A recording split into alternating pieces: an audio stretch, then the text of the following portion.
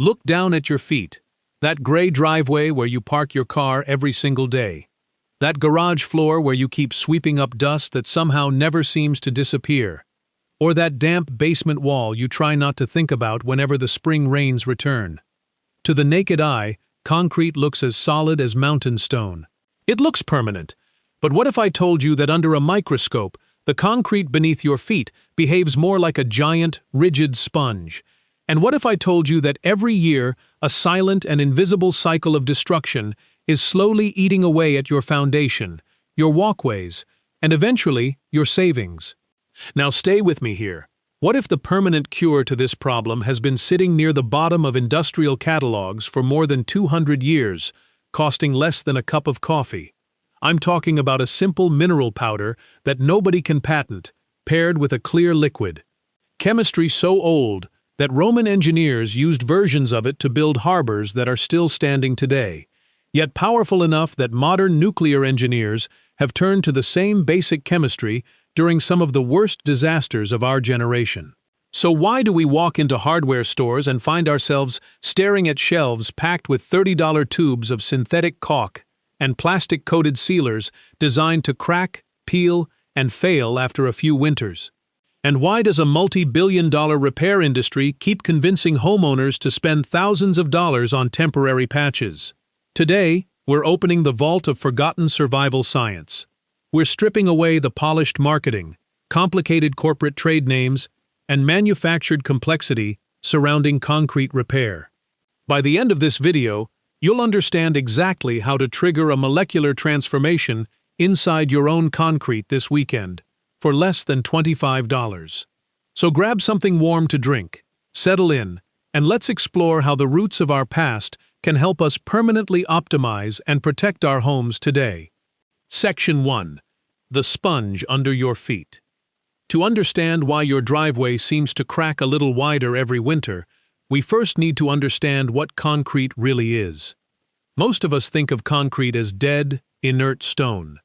But concrete is alive in a very different sense. It is the product of an ongoing chemical reaction. When concrete is made, water is mixed with cement and aggregate. As the concrete cures, much of that water eventually leaves the material, creating an enormous and complicated network of microscopic pores, capillaries, and tiny empty spaces. Under a microscope, concrete looks surprisingly similar to a dense, heavy sponge.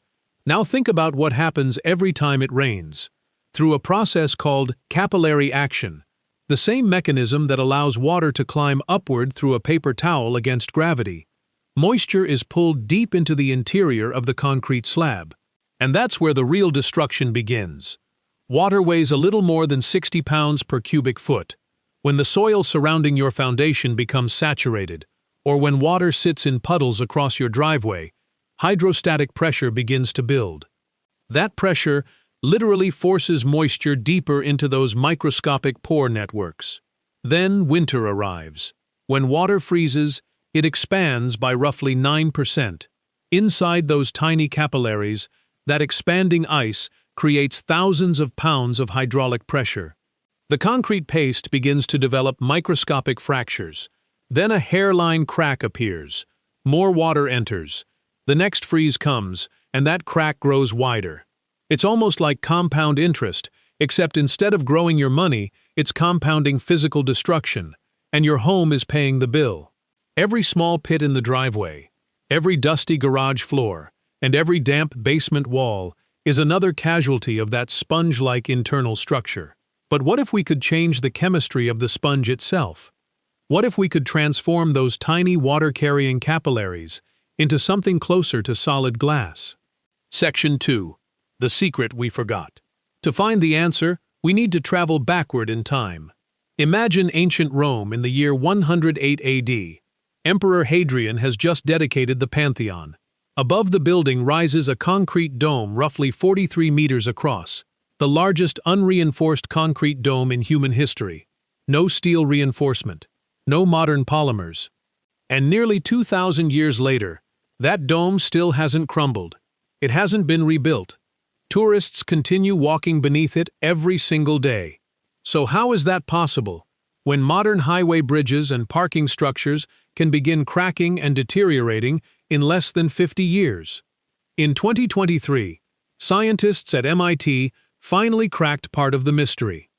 For centuries, historians believed that the tiny white pieces scattered throughout Roman concrete, known as lime clasts, were simply evidence of careless mixing. They were wrong. Researchers discovered that those lime clasts actually function as active reservoirs, capable of helping the concrete heal itself. When a crack forms in Roman concrete, rainwater enters the opening. That water dissolves some of the calcium-rich material. The dissolved calcium then reacts with surrounding volcanic ash and recrystallizes into new calcium silicate hydrate, commonly known to engineers as CSH. And CSH is the molecular glue that holds concrete together.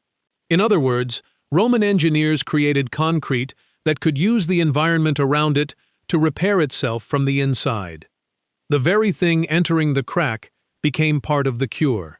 Seawater can destroy modern marine concrete over time, yet it actually contributed to strengthening Roman marine structures. As seawater moved through ancient Roman harbors over centuries, it encouraged the growth of rare interlocking crystals called aluminous tobermorite and phillipsite. Those crystals reinforced the concrete internally, helping the structures become stronger over time instead of simply falling apart. But here's the part that matters most for us today. That same CSH molecular glue is the compound you can trigger inside modern concrete, using nothing more complicated than a basic garden sprayer and about $25 worth of minerals. Section 3. The birth of a $25 miracle. So how did we travel from ancient Roman volcanic ash to a simple modern solution that homeowners can actually use? The transition happened during the early 19th century, through two separate discoveries. The first came in 1818 in Munich, Germany. A mineralogist named Johann Nepomuk von Fuchs combined ordinary soda ash with silica sand. What he created was unusual. It was a water-soluble liquid that could dry into a hard, glass-like, waterproof layer. He called it Wasserglas, water glass. Chemically, it became the world's first deliberate synthesis of sodium silicate. Then, 6 years later in 1824, across the English Channel in Leeds, a bricklayer named Joseph Aspdin was conducting experiments of his own. He collected limestone dust, mixed it with clay, and burned the mixture at high temperature in a kiln. On October 21, 1824, Aspdin received British patent number 5022 for the material he called Portland cement. Today, that invention sits at the foundation of the most widely consumed manufactured substance on Earth, concrete. But here's the beautiful piece of history that has almost disappeared from our collective memory. For generations, rural families and ordinary homeowners understood how these two materials could be used together. Your great-grandmother might have watched her husband step onto the back porch with a bucket and mix ordinary Portland cement with water until it became a simple slurry. He would brush that mixture into cracks in the walkway using an ordinary broom. The job might take 20 minutes. The materials cost pennies. Then, he could visit the local pharmacy, buy a small jar of water glass for a few cents, dilute it, and apply it over the concrete. That liquid would soak into the pores, meet the free calcium inside, and cure into a hard, glass-like matrix. The cracks stayed filled. The walkways remained sealed, and the process kept working season after season. It wasn't considered secret knowledge. Nobody called it a life hack. It was simply normal home maintenance. So what happened? Why did we stop doing it? Section 4. The 1958 Arctic Rescue. Before we answer how this knowledge disappeared, I want to show you just how powerful this chemistry can be. For that, we need to look at a top-secret military operation from 1958. In June of that year, the USS Nautilus, the world's first nuclear-powered submarine, quietly docked in Seattle. The submarine was preparing for Operation Sunshine, a highly classified and dangerous mission to become the first vessel ever to cross beneath the North Pole while submerged under the Arctic ice. But as the Nautilus moved north, A serious water leak developed inside the engine room condenser system. This wasn't an ordinary ship, it was a nuclear submarine. A condenser leak threatened to interrupt the entire steam system, disable propulsion, and bring a historic Cold War mission to an immediate end.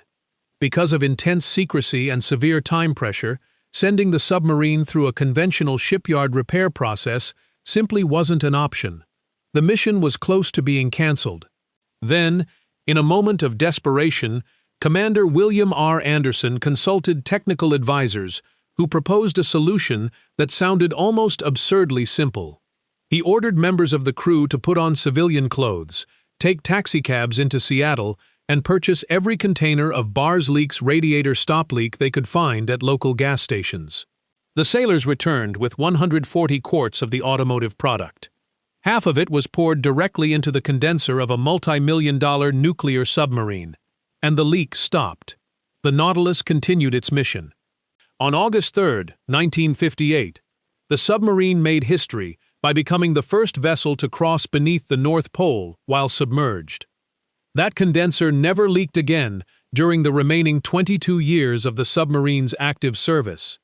And what was the active miracle ingredient inside that cheap automotive product? Sodium silicate, the same inexpensive liquid we're talking about today. If sodium silicate was strong enough to help seal a condenser system aboard a nuclear submarine beneath the Arctic ice, then ask yourself this: do you really think it can't handle cracks in a garage floor? Section 5. Beyond driveways, Fukushima and nuclear containment. And the use of this simple chemistry didn't end with a Cold War submarine. Let's fast forward to April 2011 and the Fukushima Daiichi nuclear power plant in Japan. After the devastating earthquake and tsunami, the plant was in crisis. Highly radioactive water was leaking from damaged areas of the reactors, moving through cracks and surrounding material, while threatening to contaminate nearby soil and the Pacific Ocean. There was absolutely no room for failure. Engineers couldn't simply wait weeks for specially formulated chemical polymers to cure, and they couldn't risk relying on materials that might break down under intense radiation or extreme conditions. So what did some of the world's top nuclear engineers reach for? They didn't call a boutique chemical startup. They didn't order a proprietary plastic membrane carrying an enormous markup. Instead, large quantities of raw sodium silicate were injected into soil and concrete voids surrounding the damaged areas. The sodium silicate reacted with free calcium and surrounding earth, forming an impermeable, glass-like containment barrier that stopped the movement of radioactive water. Think about that for a moment. Dams, municipal water reservoirs, aerospace heat shields, and nuclear containment zones have relied on this same basic mineral chemistry for decades, because it is completely inorganic, non-toxic, produces no volatile organic compounds, and lasts indefinitely. So why is it that when an ordinary homeowner walks into a hardware store looking for a way to fix a concrete driveway, this solution is almost nowhere to be seen? Why are we instead directed toward tubes of plastic caulk? Section 6. The manufactured complexity. The answer, my friends, comes down to simple economics. I call it manufactured complexity. The global concrete repair market reached $18.7 billion in 2024 and is projected to grow to around $36 billion by 2034. The residential basement waterproofing industry alone represents roughly $15 billion every year. Private equity companies have been buying up local family-run contractors because they understand just how profitable it can be to charge homeowners $13,000 for something like a French drain. Meanwhile, a basic bag of raw Portland cement costs around $6. A gallon of raw sodium silicate can cost $15 to $25. These are ordinary commodity minerals. You can't patent sand. You can't patent soda ash. And if nobody can patent the underlying material, no single chemical company can completely control it and charge whatever premium it wants. So how does an industry deal with a cheap mineral that can keep working for years? They hide it.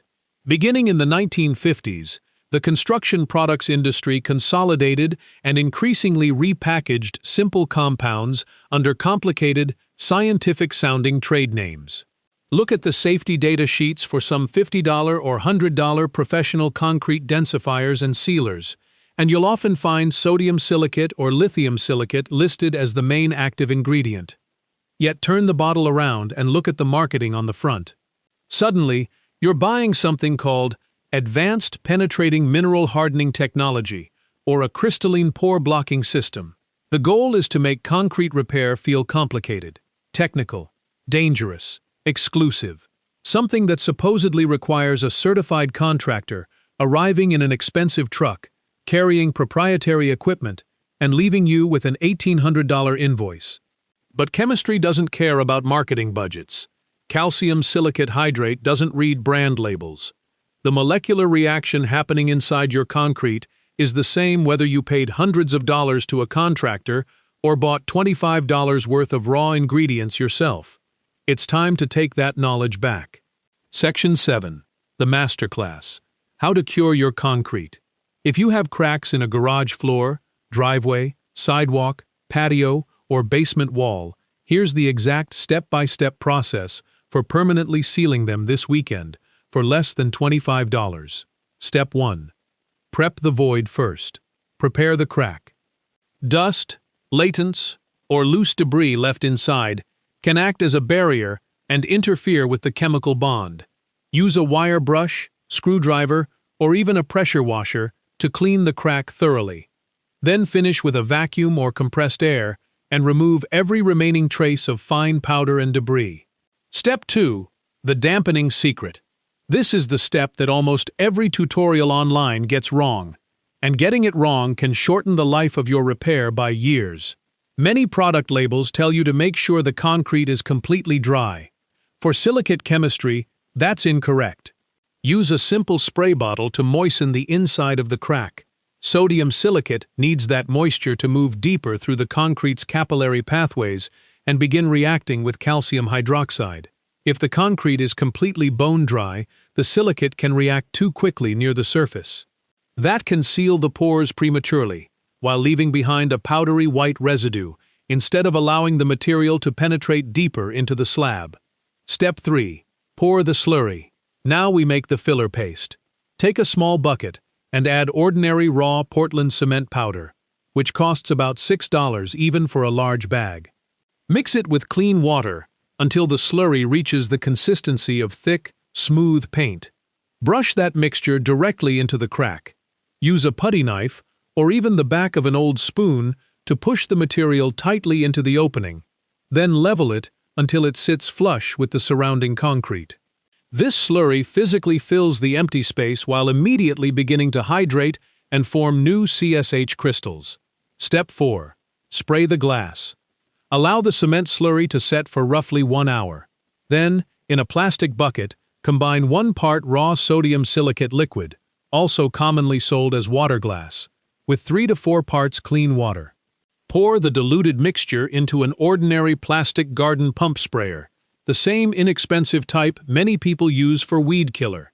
Spray the solution generously across the repaired cracks and the surrounding concrete surface. Keep that concrete visibly glistening and wet for about 30 minutes. But don't allow large puddles to sit on the surface. If you see liquid beginning to pool, use a broom to move the excess toward areas of concrete that are more porous. Step 5. The second coat. After roughly 30 to 60 minutes, while the surface remains slightly damp, apply a second coat.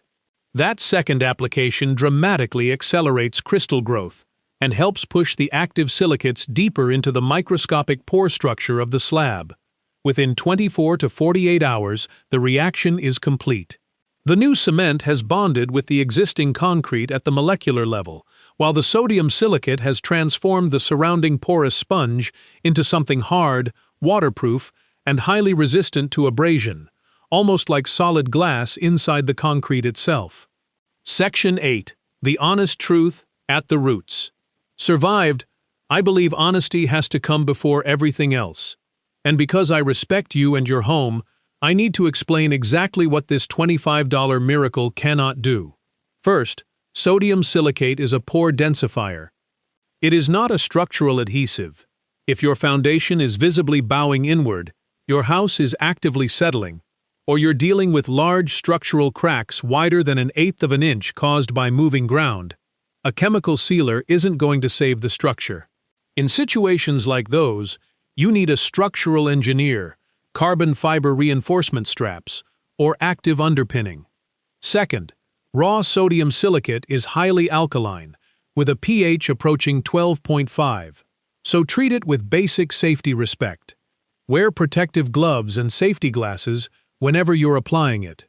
And keep sodium silicate away from glass, aluminum, and painted vinyl surfaces. Once sodium silicate dries on a glass window, it chemically bonds to the surface and can permanently etch that glass. If you accidentally splash the liquid onto anything other than concrete, wipe it away immediately using a wet, soapy rag. Finally, don't over-apply it. If you leave large puddles of undiluted sodium silicate sitting on a floor until they dry, the silicate can react with the air rather than the concrete. The result can be an unattractive white, chalky residue known as surface blooming, which may require mechanical grinding to remove. But if you follow the simple chemistry we've laid out today, you can end up with a concrete floor that is up to 45% stronger, completely free from dusting, and sealed against water for as long as the concrete itself remains. Conclusion. Isn't it incredible how a little forgotten history and some basic raw chemistry can completely change the way we protect and optimize our homes? The world wants you to believe you're helpless. It wants you to believe that every problem inside or around your home requires another expensive corporate product, another signed contract, or another mountain of debt. But the roots of our past survived for a reason. Our grandparents maintained their homes using simple, honest materials because those materials worked. So this weekend, don't keep paying into the failure cycle. Don't spend $2,500 on a fancy epoxy coating only to watch it begin peeling when hot tires repeatedly roll across it.